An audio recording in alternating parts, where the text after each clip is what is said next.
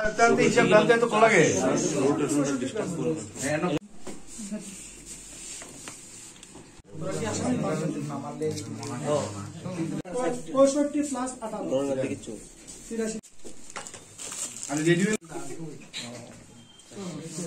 আরে হিসাব জানতে তো কোন লাগেনি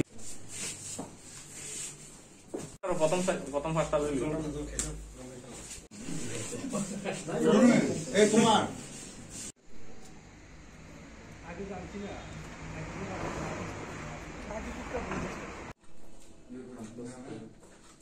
এদিকে সব সিভিল সব আসামি বা বইটি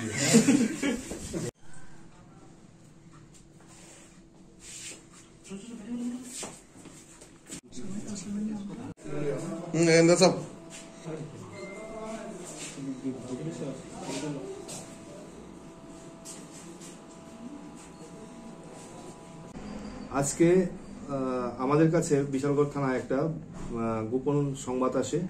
সেই সংবাদের ভিত্তিতে আমরা বিশালগড় থানা থেকে চরিলাম মধ্যপাড়াতে প্রাণকৃষ্ণ সাহার দোকান এবং আশপাশের জায়গায় আমরা রেড করি এবং প্রাণকৃষ্ণ সাহার পজিশন থেকে আমরা প্রায় 10,800 স্পাজমোপ্রক্সিবন ট্যাবলেট, তারপর ইয়াবা 454 গ্রাম বিপুল পরিমাণে এবং এসকফ 380 বোতল, তারপর ব্রাউন সুগার 6টা প্যাকেটে মোট 83 গ্রাম উদ্ধার করি এবং সিজ করি এবং বেশ কিছু মোবাইলও ওর পজিশনে আমরা পাই। মোবাইলগুলিও আমরা উদ্ধার করি এবং সিজ করি। প্রাণকৃষ্ণ সাহাকে আমরা গ্রেফতার করি এবং আইন অনুযায়ী আমরা নির্দিষ্ট স্টেপ ওর বিরুদ্ধে আমরা নিচ্ছি। হ্যাঁ, আরেকটা মামলা ওর এগেনস্টে ছিল, আগেও সে আরেকবার এনডিপিএস অ্যাক্টে সে অ্যারেস্ট হয়েছিল। বাজার মূল্য তো আমরা এই মুহূর্তে বলতে পারছি না, তবে বেশ কয়েক লক্ষাধিক টাকার উপর হবে।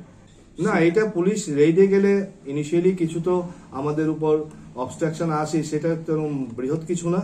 ইনিশিয়ালি আমাদেরকে অবস্ট্রাক্ট করেছিল তার দোকানে ঢোকার মুহূর্তে, কিন্তু এলাকাবাসীর সহায়তায় আমরা তার দোকানে ঢুকি এবং বিপুল পরিমাণে প্রচুর পরিমাণে এনডিপিএস আইটেম আমরা উদ্ধার করি। অভিযানে আমরাই ছিলাম, বিশালগড় থানার স্টাফ অফিসার সবাই ছিল।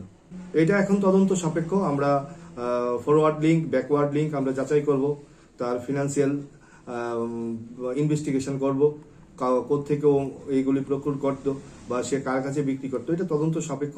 এটা তদন্ত করার পরেই বলা যাবে। আমরা এখন মামলা নিচ্ছি নির্দিষ্ট ধারায়। মামলা নেওয়ার পর কালকে সকালবেলা আমরা মাননীয় আদালতে প্রেরণ করব। এখন 15 তারিখ থেকে অ্যান্টি নার্কোটিক উইকস চলছে, সেটারই অঙ্গ হিসেবে আমরা প্রত্যেক দিনই করছি 15 তারিখ থেকে। আজকে আমরা বংশীবাড়িতে 35,000 ক্যানাবিস প্ল্যান্ট প্রায় 5টা প্লটে ছিল, তাগুলোই আমরা ধ্বংস করেছি, ডেস্ট্রয় করেছি।